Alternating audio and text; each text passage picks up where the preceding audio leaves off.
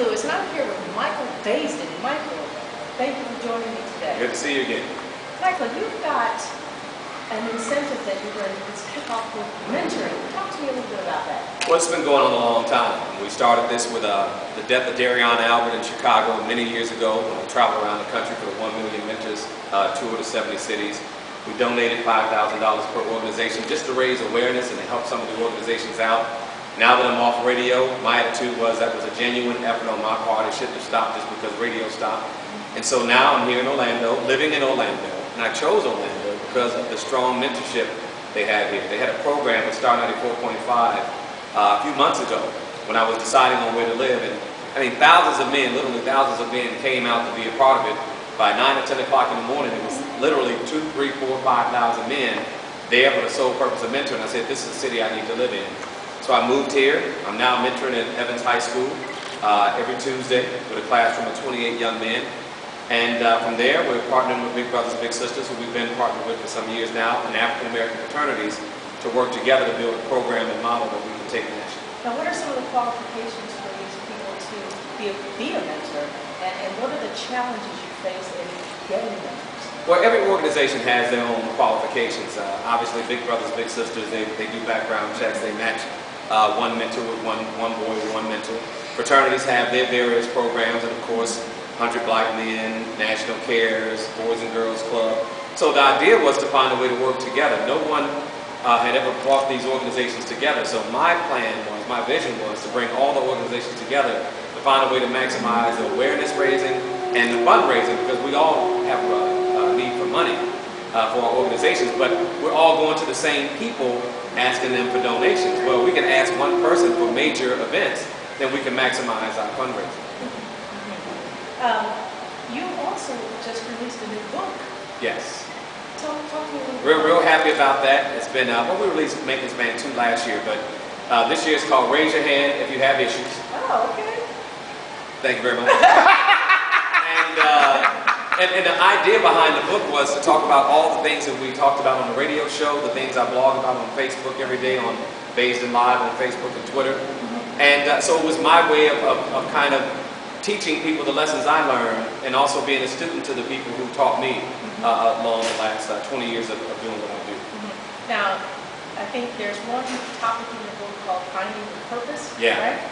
Talk to me a little bit about what are confirmations that people receive, and what do you talk about without giving away too much in your book? Oh no, it's never too much. I can talk about the whole book and you can not buy it, you know.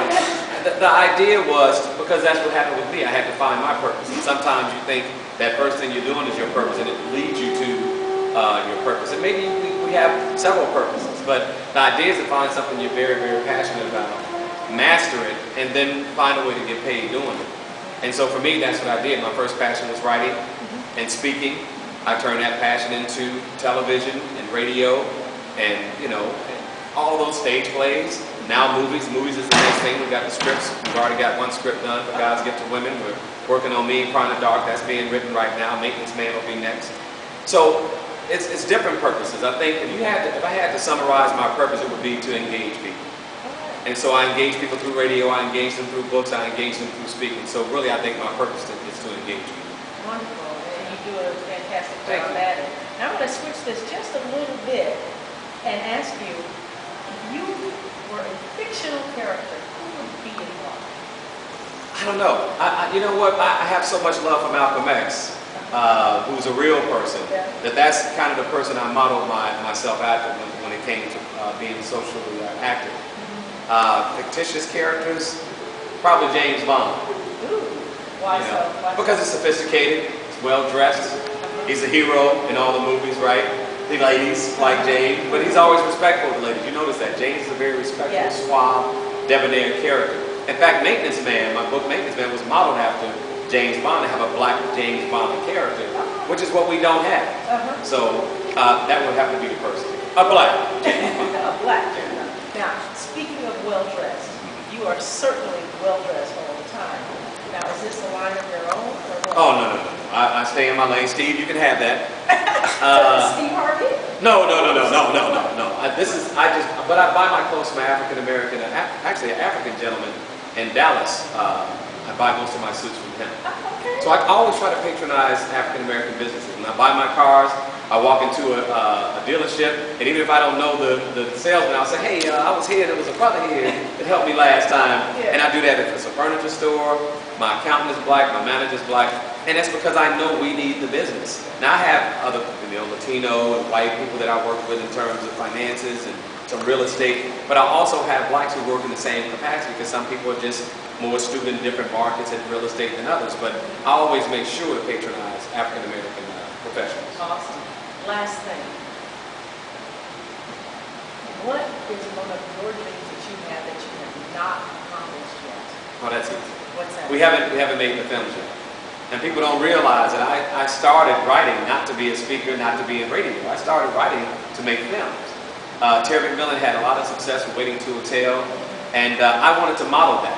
And so I wrote Me and Cry in the Dark after I wrote Never Satisfied, How I Made Cheap. And I wanted to bring my characters to the screen.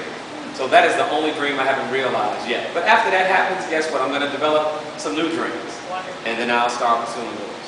Wonderful. Everyone, Michael Baisden, I'm Lexi Lewis. Thank you so much for joining us today. Boom, we should do this for a living.